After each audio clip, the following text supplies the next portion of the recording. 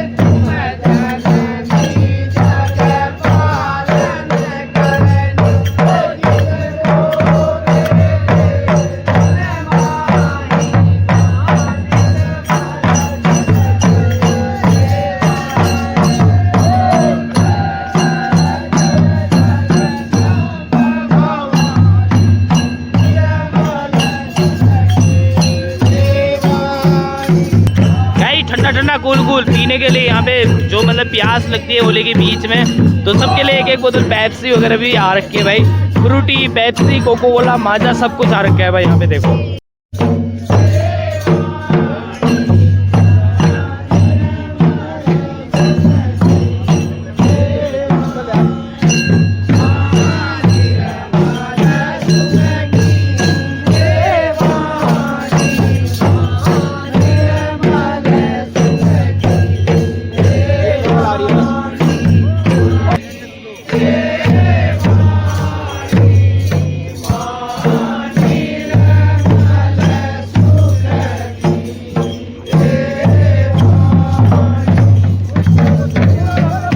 इसी के साथ होली संपन्न हुई। पहली होली अमोली ग्राम सभा की संपूर्ण हो चुकी है।